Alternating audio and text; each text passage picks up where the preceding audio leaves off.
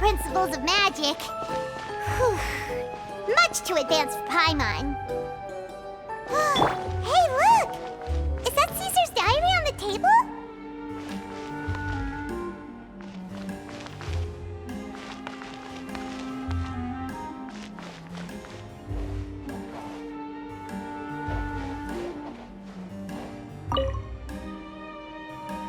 This book's thick as a brick!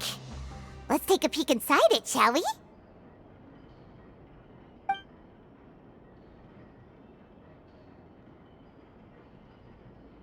At one of my shows a few days ago, a child asked me how I pulled candy out of my hat. As a joke, I told the kid that the hat has a built-in wish-granting machine. Next thing I know, today a whole bunch of kids were pestering me to pull all sorts of things out of the hat.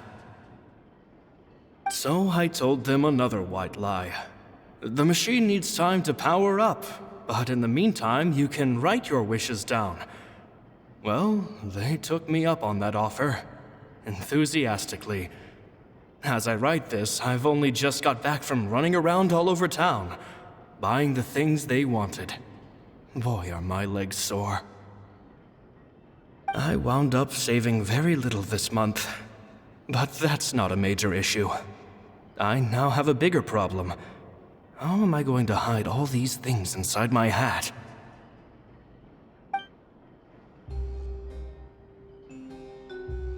Two children came to talk to me after today's show.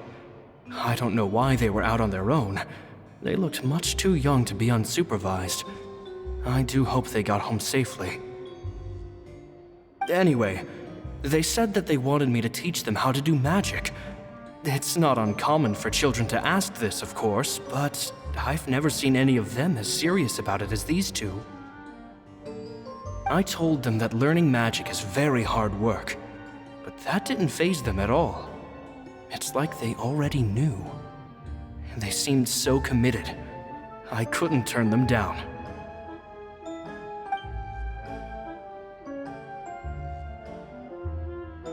It seems like something's bothering Lorenzo lately, but he won't open up to me about it. Surely he's not upset that I agreed to teach those two children. I'll have to talk him around. I have a good feeling about those kids. They're naturally talented, and it seems like they're not new to the world of magic. They have all sorts of fantastic ideas. All I'm really doing is helping them develop a more professional standard training plan. They wanted to call me Master, but I told them they absolutely mustn't. Any magician worth their salt could have taught them what I have. They're the geniuses here. Compared to them, I don't deserve to be called any sort of master. With time, I have no doubt that they could become far greater magicians than I. My only concern is why they're so mature for their age. I fear they've had to grow up too fast. I don't dare to imagine what they must have been through. Gemma thinks so too. She doesn't like being around them. Says that their eyes are too piercing. They don't bother me, but then again, I've never been the sharpest tool in the shed.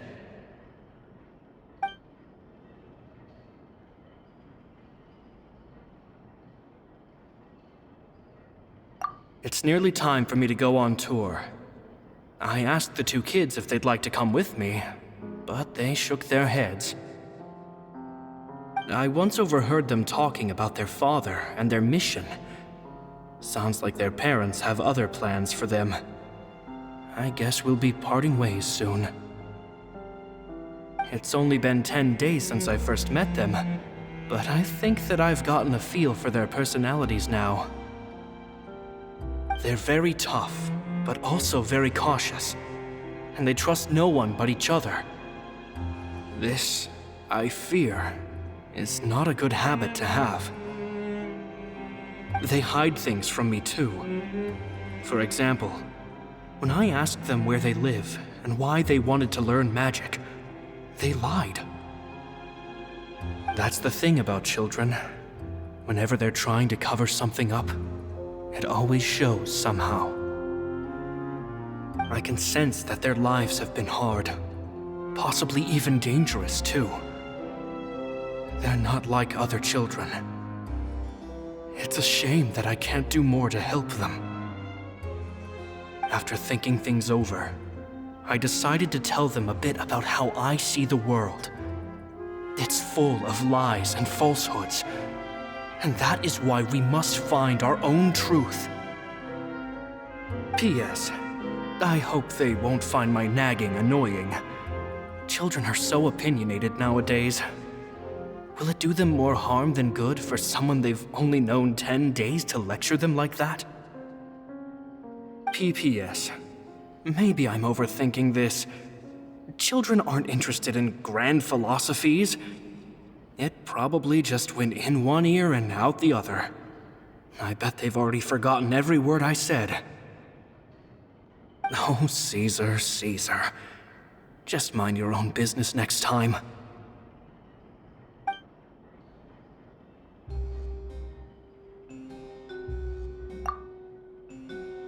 Two magic geniuses with a father and a mission, huh?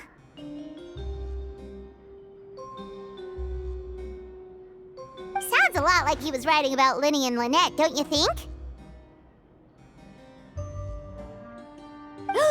So did they meet Caesar when they were kids? Let's go ask Lyney!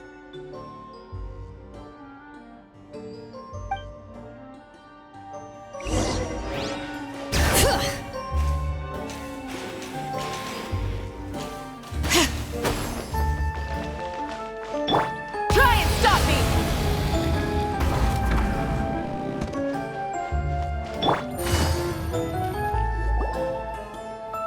Lyney? Shh, hold that thought. As I expected, there's a lot of fishy things going on in this place. Fishy? Uh-oh, what have you found? All in good time. Before we go over our new leads, I want to tell you how a high-altitude escape is performed. First, the magician slots themselves into a magic box in full view of the audience. The box is then suspended high in the air, and a short while later, the base automatically opens. At this point, a dummy will fall out of the box, but it looks real enough to grab the audience's attention, and they start wailing and screaming. Meanwhile, the real magician, who has by now blended into the crowd, waits for a good moment to make their appearance and put on a hysterical performance. Oh no! Is that me? Did I just fall to my death? Very vivid description. Paimon can really picture it. And then what? The audience's gaze then turns to the magician, and by the time they realize what's happened, the dummy has vanished, as if everything that just happened was some sort of shared illusion. Of course, that's just how I think the process should work, theoretically speaking. The inventor of this trick never performed it successfully. When the box opened, Caesar was the one who fell out, and not the dummy. He fell right to the ground from the highest point of the opera house. No one could hope to survive that fall, not without a vision at least. And no one else has ever attempted this trick since. My understanding of how it works is just based on what I could gather from his notes and the relevant gadgets here in his workshop. So Caesar's famous high-altitude escape has never been done, huh? Paimon was about to say how cool it would have been to see it in person, but if it's that dangerous, it's probably for the best that no one else tries to do it. Wait a second. So if a dummy's supposed to drop out of the box, then where does the real magician go? How does he get out? Glad you asked. That brings us to the secret of said box. This box right here is the one that Caesar constructed himself to use in the performance, and it's not as simple as it looks. Inside, there's a device that only the magician himself would know about. Once the magician's inside and the box is lifted up into the air, the audience's view of the box is fixed at a certain angle. From where they're standing, they have a clear view of the front, sides, and bottom, but the back and the top are now no longer visible. At this point, the magician presses a button inside the box, opening a secret door out of view. He then escapes through this trap door onto the opera house roof, waits for the dummy to fall and distract the audience, and quietly returns to ground level. That's way simpler than Paimon imagined. Even Paimon could probably do it. Well, there's a little more to it than that, of course. The hardest part of this trick is controlling the audience's mood and reactions. That takes an exceptional degree of showmanship. There's the falling dummy, the miraculous reappearance, the pompous performing. Maybe the magician would even have themselves tied up before it begins to strengthen the impression that there's no escape.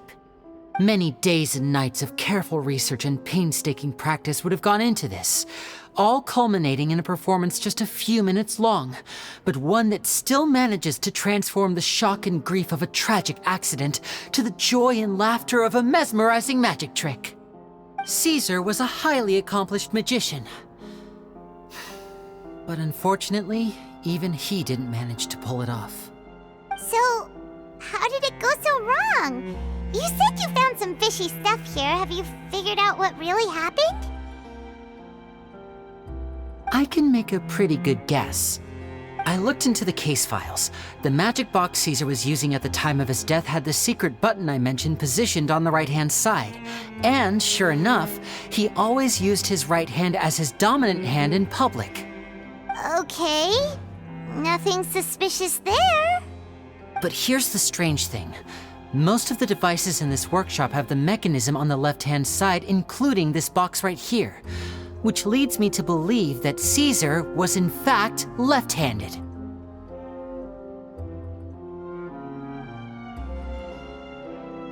Because a magician can't afford to have their most basic habits stand out too much.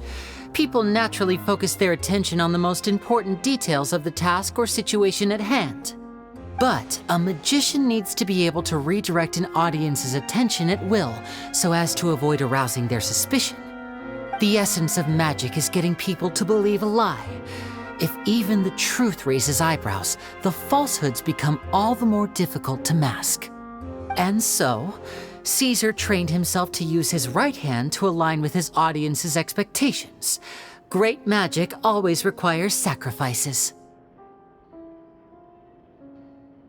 But in his most stressful and nerve-wracking moments, and when no one was watching, reflex would kick in and he'd use his left hand. That's why he set his gadgets with the mechanism on his left. Exactly. I think that's likely what happened. Caesar would have been under a lot of time pressure during the escape. He'd have had mere seconds to open the hidden compartment, retrieve the dummy, then open the secret door and make a swift escape. But I'm sure he was confident. He would have rehearsed countless times to the point where it was second nature. He'd barely need to think about what he was doing because muscle memory would guide him through. So he opened the compartment, took out the dummy, checked everything was in order, and then went to leave. With his left hand, he reached for the button, and suddenly, his heart skipped a beat. It wasn't there. Much like when you reach for your keys but find your pocket empty, his mind needed a moment to process what was going on. Instinctively, his left hand would keep feeling around for the missing button, maybe for another second or two, until the bottom of the box gave way. With the stakes being as high as they were, just a 2-second delay cost him everything. The authorities would find nothing suspicious and conclude that his death was due to his own error. When in reality, someone switched the boxes, and they did it to murder him. But how would they be able to make the switch without being noticed? That would be difficult to pull off, no? It would have to have been someone who knew that he was left-handed and who could move his props around without arousing suspicion. Someone who was always by his side. Isn't that right, Lorenzo? You just couldn't let sleeping dogs lie, could you? There's not a lot of people who'd go to all this trouble for some magician who died 10 years ago. I didn't want to have to do this, you know. Silencing you the hard way just creates more problems for me to deal with. But I gave you your chance. I hoped you'd do what's good for you and back off like the lady, but you disappoint me. You mean Gemma? So you are the one who's been threatening her! Yes, although however stubborn she might be, she was never much of a liability. But you people, you never even knew him, but for some reason you just wouldn't drop it. Which is why you can't leave this place alive. Take them out, and make it quick. Do your worst!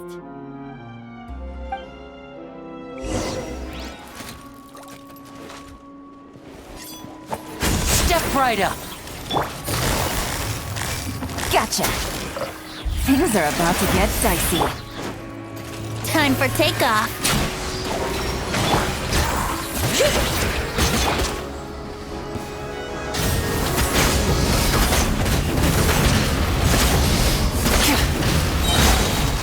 Pyroclastic surge! Incinerate!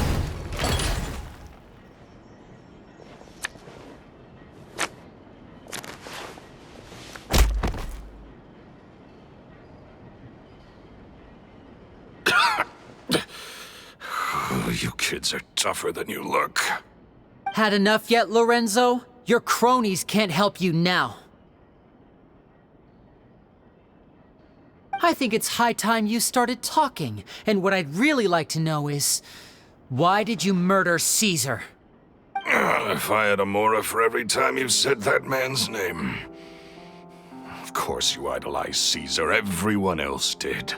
But I was the real genius magician. Me! He was just an amateur who did cheap tricks for gullible children. I was the one who made magic into the fine art it is today. The aristocrats doffed their hats to me! So it was jealousy. Jealousy.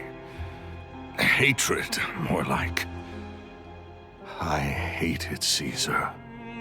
All he cared about was his magic. He lived and breathed it. He poured everything into his street performances and his stupid tours like it was just a hobby to him, never bothering to think about Mora. What sort of fool devotes their life to the art of deception and never has a Mora to show for it? But the people loved him, didn't they? Oh, how they looked up to him. No one gave me a second look. All I ever heard was, "Oh, your master's amazing, isn't he?" Amazing. Yeah, so amazing that he was completely broke. Every other apprentice was living it up at their master's expense, but no, not me. I put in all the work, mastered all the skills, and it brought me nothing more than the life I already had.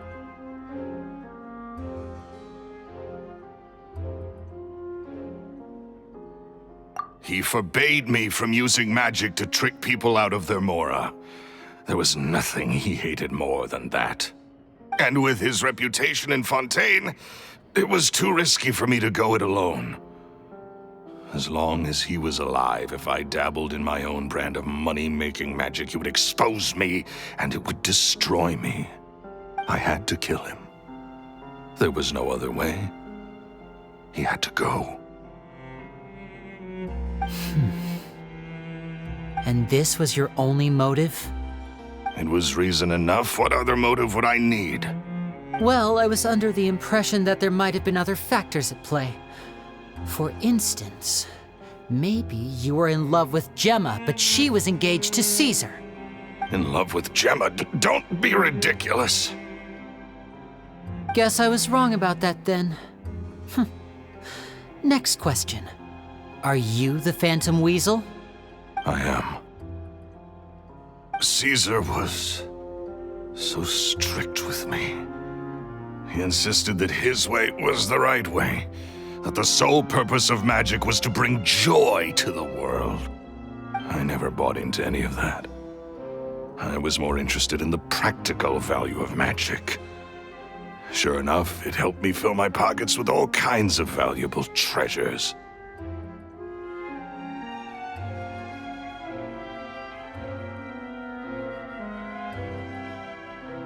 Oh, yeah!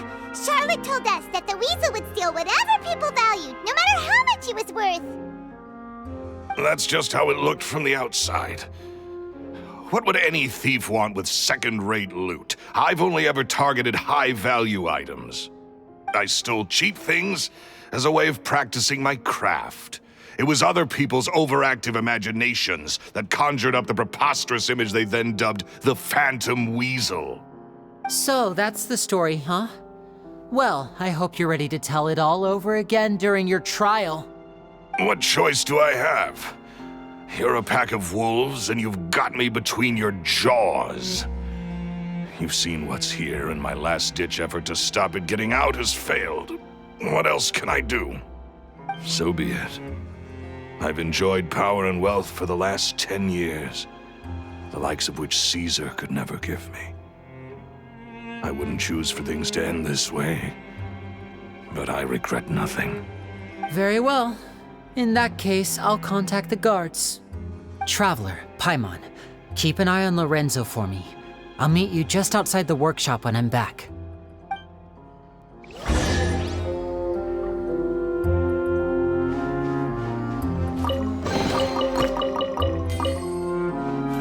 At least I can finally stop looking over my At least I can finally stop looking over my shoulder now.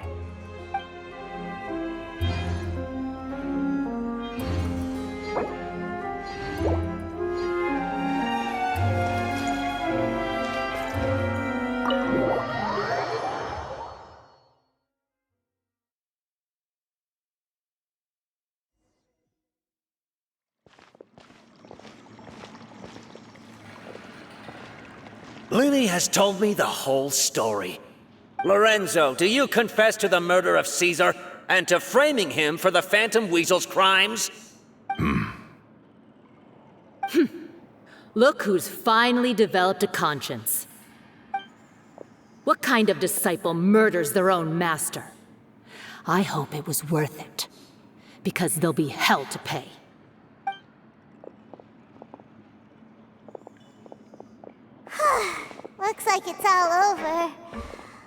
What should we do next, Lyney? Should we start preparing for your show? Let me think. Let's rendezvous with Lynette and Gemma first. With Lorenzo in custody, Gemma will no longer have to fear for her safety. Good point. We should go tell Gemma the good news right away. It'll give her some peace of mind for sure.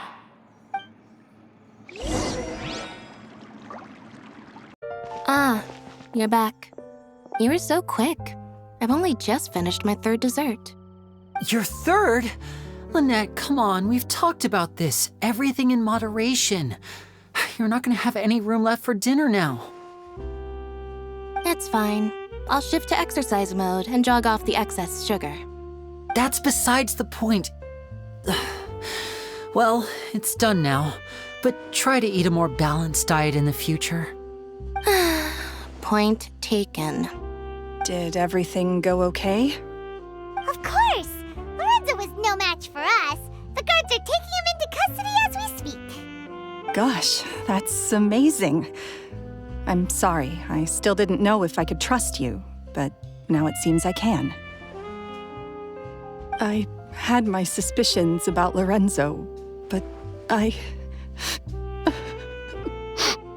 It's okay, we understand. He did threaten you. Paimon would find it hard to trust strangers in your position too. But you don't need to be scared anymore.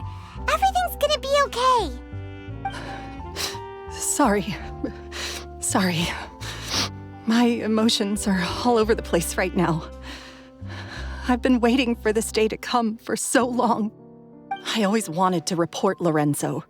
He took all of Caesar's property, which I found suspicious, but I had people watching me all the time, so I couldn't risk looking into it. I was so afraid. I was scared he'd do something terrible to me, and then no one would be left to visit Caesar's grave. So I never had the courage to speak out. Thank you all. Truly. Thank you so much.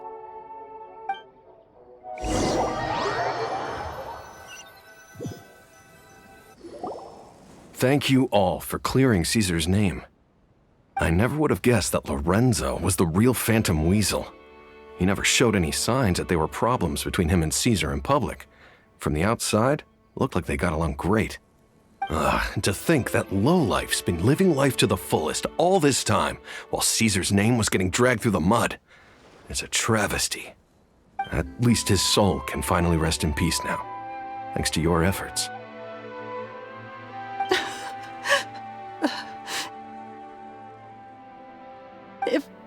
If only I'd realized before it was too late. Don't blame yourself, Gemma. This isn't your fault. Yeah, you still have the rest of your life to live. Caesar wouldn't want to see you spending it feeling guilty. Cheer up, Gemma. My brother's doing a magic show at the Opera House tomorrow evening. Would you like to come along? It might raise your spirits. This show will be a special one. We're holding it in Caesar's honor. In Caesar's honor? Really? Oh, thank you. I'll be there. Great, we'll see you tomorrow evening. Traveler, Paimon, don't be late. Don't worry, we'll be there. No way are we gonna miss out on a free magic show. Wait, Paimon feels like we're forgetting something. Oh yeah, Caesar's diary! We never found out if the two kids Caesar taught magic to were Lyney and Lynette or not. Lyney changed the topic back in the workshop, so we didn't get a chance to bring it up. Oh well, guess we'll just have to ask Lyney tomorrow evening. I've spoken many choice words about Caesar over the years. I'm so ashamed of myself now. He was such a good man.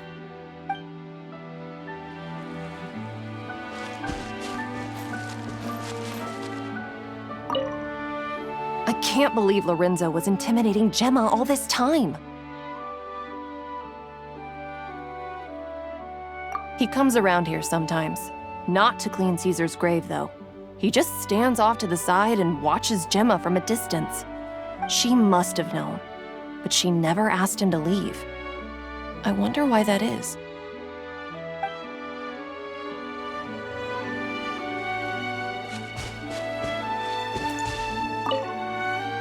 It may take some time, but Caesar's reputation will be restored now that the real culprit has been captured. Looks like Gemma chose a good man after all.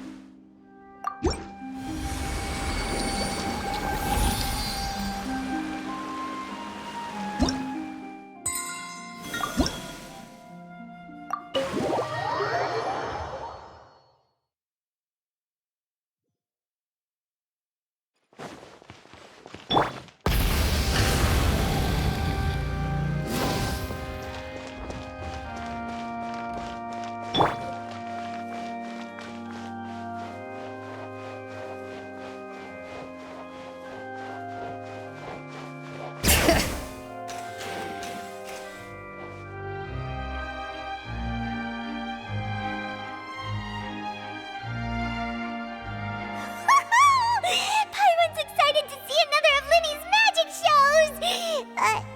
Wait. Lynette, shouldn't you be on stage by now? Not this time. My brother's going solo today. So I'll be watching with you.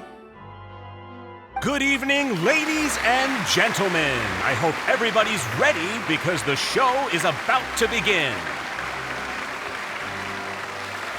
The great magician Lyney has prepared a spectacular show for us all tonight, concluding with an all-new grand finale that no audience has ever seen before. Wow! A new trick! Thank you all so much for coming.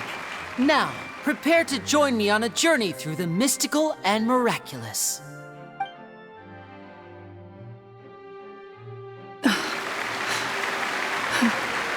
Exciting stuff, isn't it? Yes, it's just... It reminds me of him. No wonder. Caesar was a famous magician too. So, how did you two first meet, Gemma? Well, I was out on the street once, and I saw him performing for little children. Children love magic, because they're willing to believe in things that can't be rationally explained. Caesar had this amazing way of bringing them into a dreamlike world. And somehow, I felt drawn to him too. So I went up and asked him to do a trick for me. Aw, that sounds so romantic. What trick did he do? It was with a flower. He took it in his hand, snapped his fingers, and it magically appeared on my head. I was so happy that day. No one had ever given me a flower before that. Oh, that's so cute! Actually, now that you mention it, Lyney's done that one before. Is that right? Then I suppose he's a romantic at heart, just like Caesar. So let's treasure the time we have with him. After all, you never know when the people dearest to you might be gone.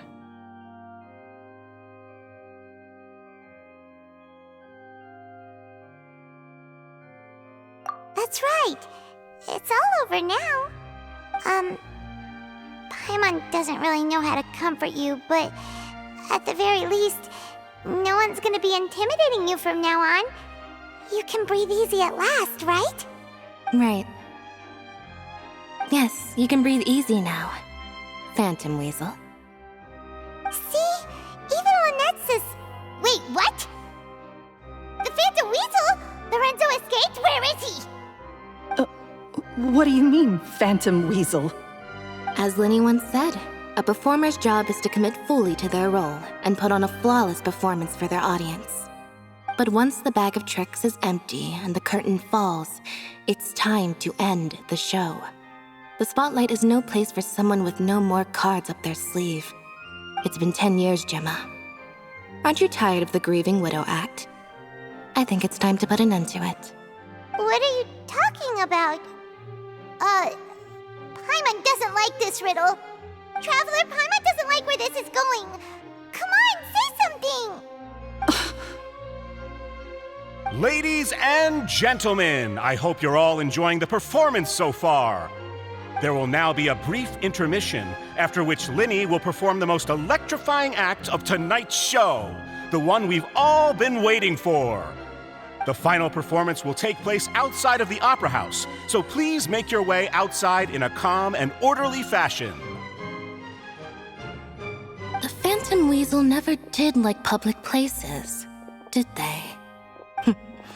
Don't worry, this place will be quiet soon. Let's talk somewhere else for now.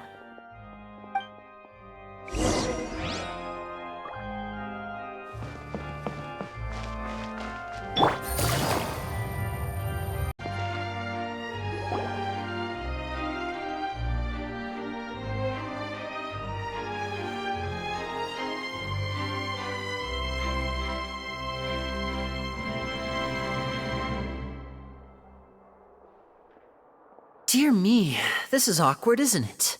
And unfortunately, I'm all out of gadgets, so I'm afraid I can't do any tricks to liven up the mood. This is a big mistake for a magician to make, but thankfully, I do have a backup plan. Now, who wants to hear a story? Lyney, don't we have more important things to address right now? Lynette accused Gemma of being the real Phantom Weasel a moment ago. Oh, what the heck's going on? All in good time. Magicians are good at guessing what people are thinking. I know the questions you want to ask. And as it happens, the story I'm about to tell might answer a few of them. Really? Well then, let's hear it! Paimon's dying of curiosity here! Let's go back to the very beginning. A decade ago, when the Phantom Weasel was terrorizing the court of Fontaine. She never missed a target, never left a trace, and no treasure was safe from her thieving hands. But as her infamy grew, so did the readiness of the police, and her opportunities to act became ever fewer. Every day, she ran the risk of being exposed for who she was. Of course, she could not simply take this lying down, and before long, she found her ticket to freedom. She would create a scapegoat, a false weasel to close the chapter on her behalf. After weighing her options, she set her sights on a renowned magician, Caesar. After all, magic and theft shared enough similarities for people to buy the story when the truth came out.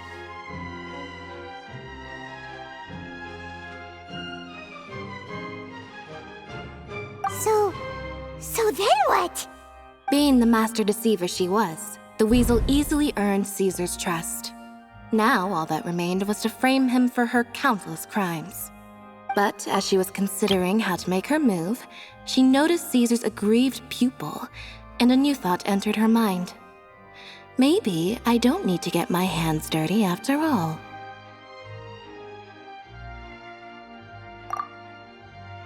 At her encouragement, Lorenzo tampered with Caesar's magic box, causing him to fall to his death.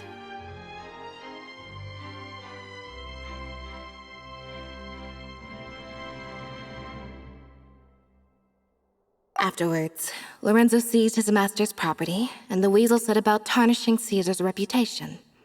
Two co-conspirators committed the perfect crime.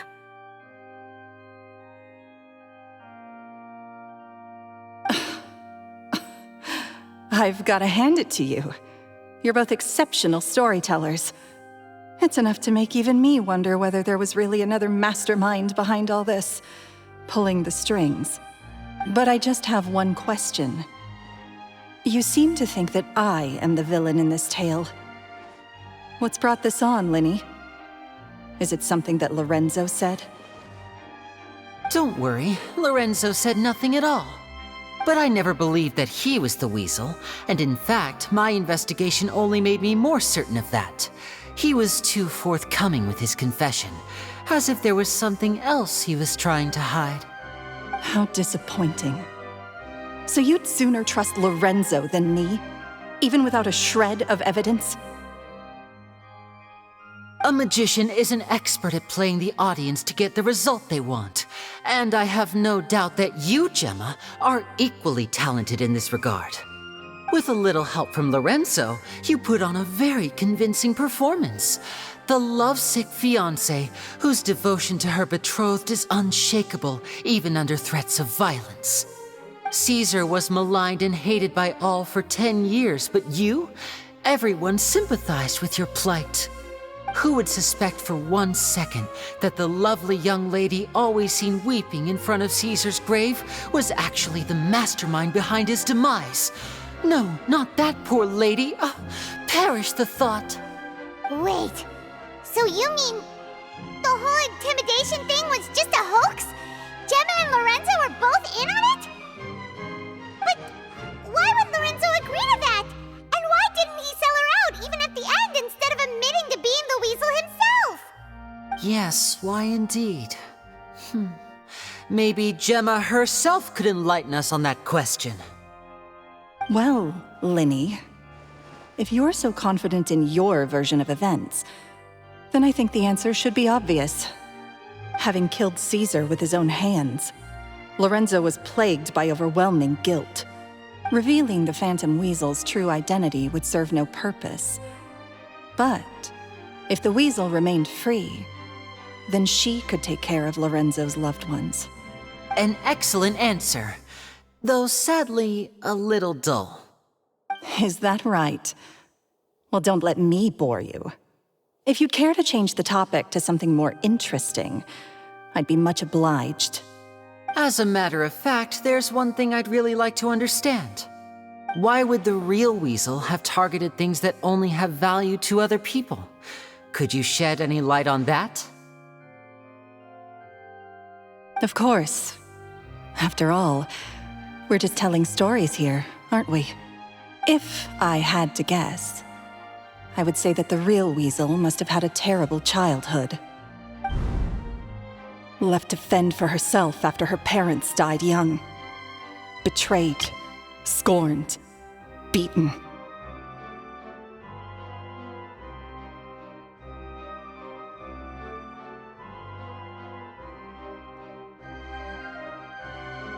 She'd scrounge waste paper from garbage bins to draw on, using twigs and dirt for lack of ink and pen. She'd sew ugly rag dolls from whatever scrap material she could get her hands on. This was her only source of happiness in life. But it was all she needed, and she was content. Until the world decided that even this was too good for her. Once again, she was betrayed. And this time, everything was taken from her. She felt like life was a miry pit that dragged her further down the more she struggled to escape. At that tender age, she should have been happy. Instead, she stood in the shadows and watched with envy as all good things in the world passed her by. This was a fate too cruel for anyone to bear. Her pain became a breeding ground for dark thoughts. Thoughts which festered and grew into a twisted solution to her troubles. I detest the happiness of others, in all its forms alike. I will rob them of everything they hold to be good and true, and it will fill the void in my soul. That's some pretty heavy stuff. Now it all makes sense. Does this story satisfy you, Lyney? Yes, it is quite to my tastes. Thank you for helping to clear up my confusion.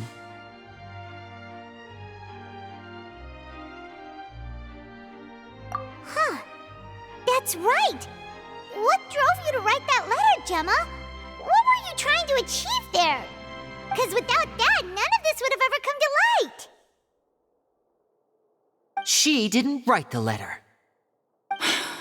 After 10 long years, I'd hoped that the Phantom Weasel would be consigned to the history books by now. But it seems like someone still wasn't ready to let her finally be at peace. Lyney. Or should I call you the Phantom Copycat now? You were the one who posted that letter outside the Opera House. But why?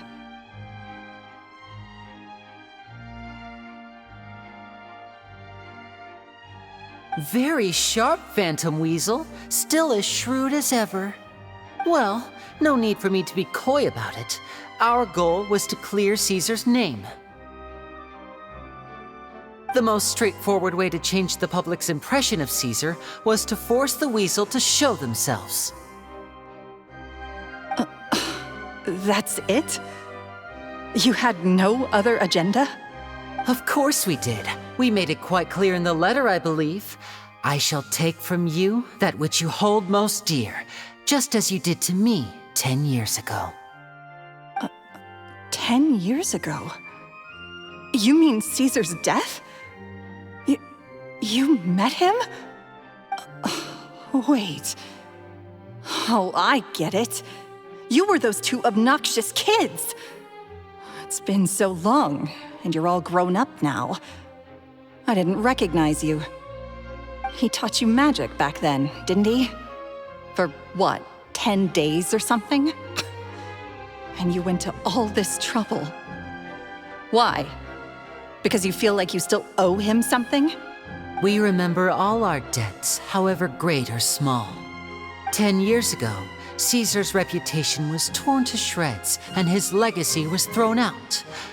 10 years on, and no one cares what the truth is anymore.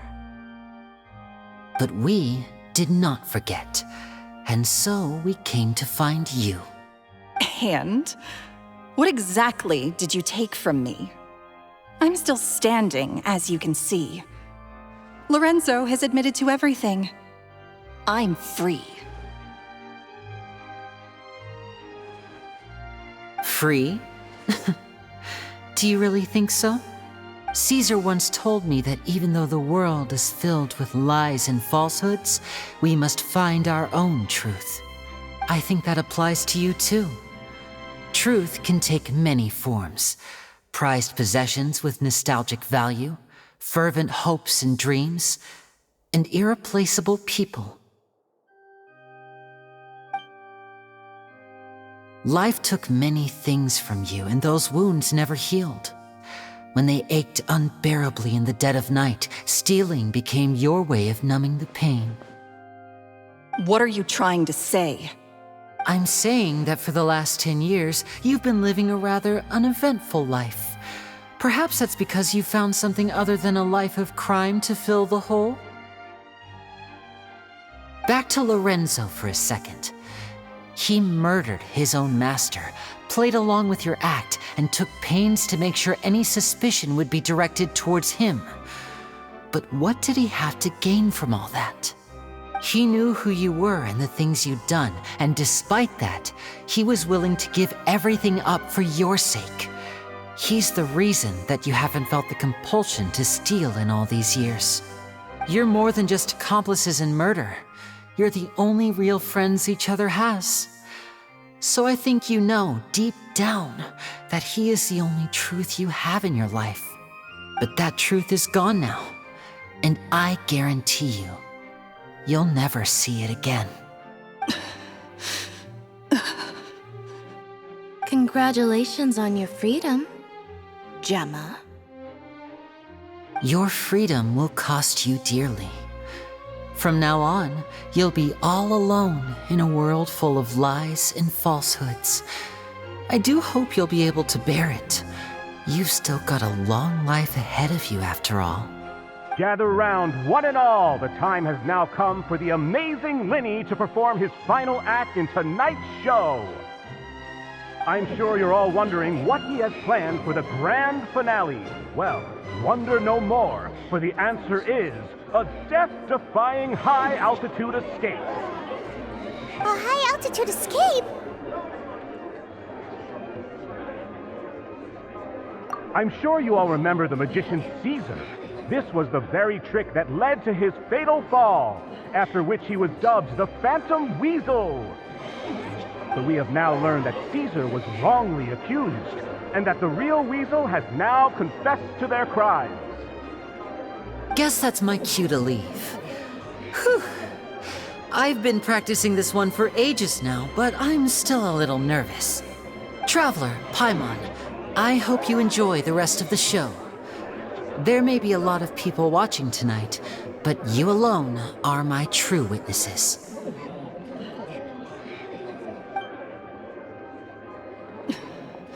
Lyney, wait.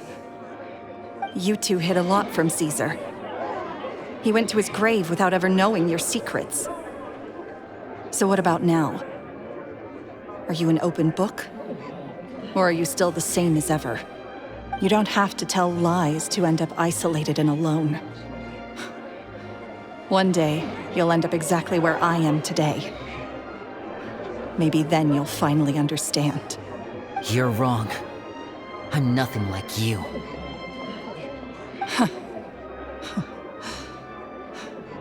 So, what are we, doing now? Like Lyney said, when you're ready, let's head outside and watch the show. But what about Gemma? She'll figure out what's best for her soon enough. Oh, and if you'd like to see Lyney after the show, you know where he'll be. The usual haunt. All right. Well, let's go and watch Lyney's finale then. This trick's a pretty dangerous one, but he should be able to pull it off, right?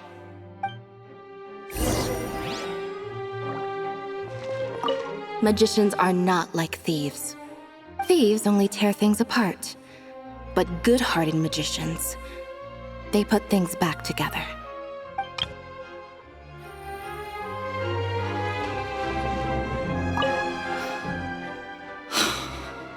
What is my truth?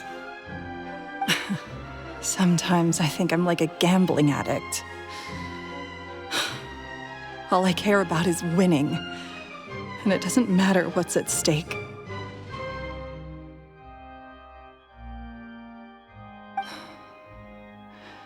By the time I come to my senses, I'm left with nothing. Oh, if I had my time again.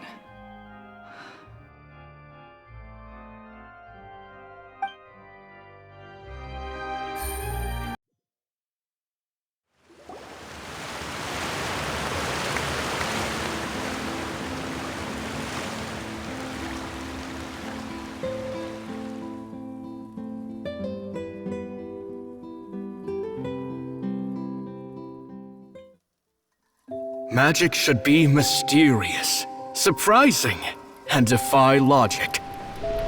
Magic is hard work. Every single movement has to be practiced thousands of times. It's all right. We're used to that.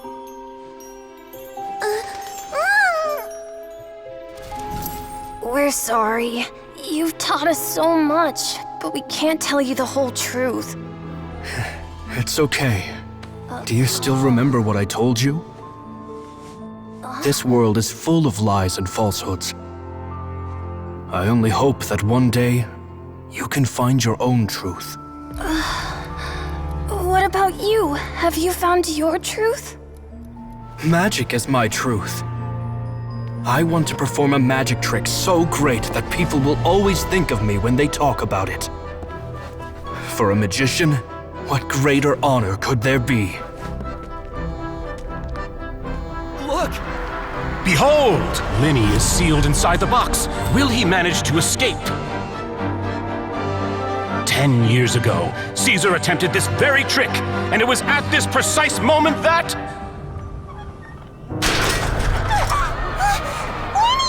Watch out!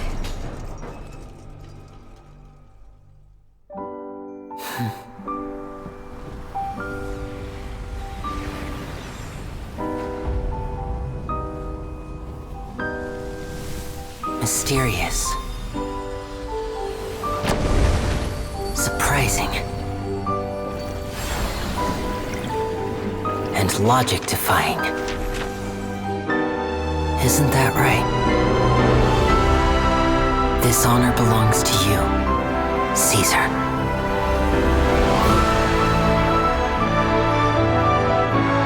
I'm just sorry it's a little late.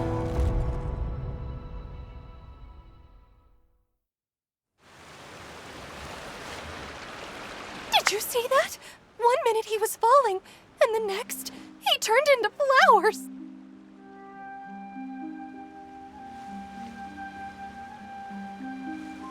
How could he possibly have done that?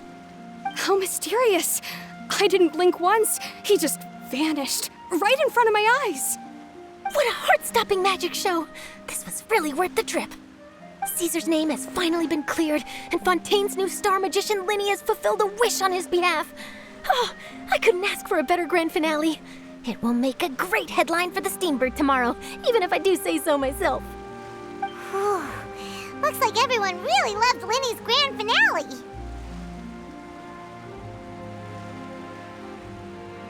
Paimon doesn't see Lyney anywhere. Where'd he go? Oh, Lynette said he'd be waiting for us at the usual hunt. But,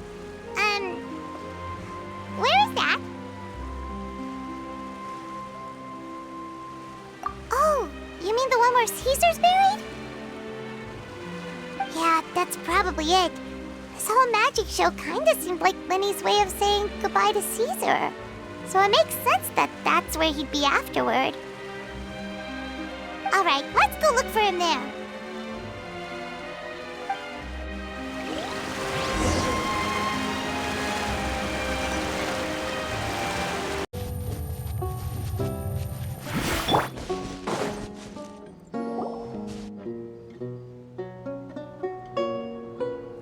Lyney! There you are. Are you alright? Paimon was scared to death when the chain broke. Paimon was sure something had gone horribly wrong. Magic is a performance art. A magician has to get creative to keep the audience on tenterhooks. That's our job. So I tweaked Caesar's original setup a little to keep it fresh. I was honestly a little nervous during the live performance. The thought of falling, suddenly feeling weightless, seeing the sky and the ground spinning and spinning. Sometimes, I can't help but wonder what Caesar thought in those final moments. Did he regret taking Gemma and Lorenzo on? Or did he believe that it was his own slip-up right until the end? You know, Paimon's been wanting to ask you about something ever since we were in Caesar's workshop. You learned magic from Caesar once, didn't you? When was that? After I joined the House of the Hearth. To be honest, Lynette and I had an agenda when we approached him.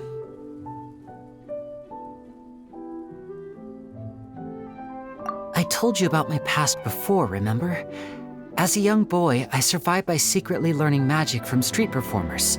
I'd watch their tricks and try to figure out how they were done.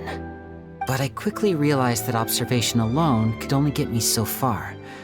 What I saw was the polished final performance, but the rigorous training they put in behind the scenes remained invisible to me. I needed to learn how to improve my sleight of hand, hone my misdirection skills, and make niftier props. We were gifted enough that we'd made some progress by ourselves, but without proper guidance from a professional magician, we quickly plateaued. So that's why you sought Caesar out? Yes. We figured there was no harm in asking, but it took us by surprise that he was so willing to teach us. In all, we only spent 10 short days together, but he was very good to us. By contrast, we hid so many things from him. For instance, when he asked why I wanted to learn magic, I answered, "It's my passion." But in truth, there was already a lot more to the story by then. After being taken in by an aristocrat for our magic talent, then betrayed soon after, this was no longer about me doing what I loved. What amazed me was how the lie escaped my lips even as I was hesitating over whether to tell him the truth. Trust is a beautiful thing. Sadly, I'd forgotten how to trust by then. Lyney.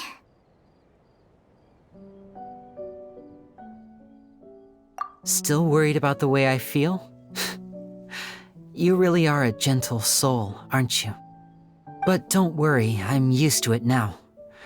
From the mansions of the elite to the house of the hearth, lies and selfishness have followed me and Lynette everywhere we go. After Caesar went on tour, we became busy with our missions. The next we heard of him was that he'd fallen to his death.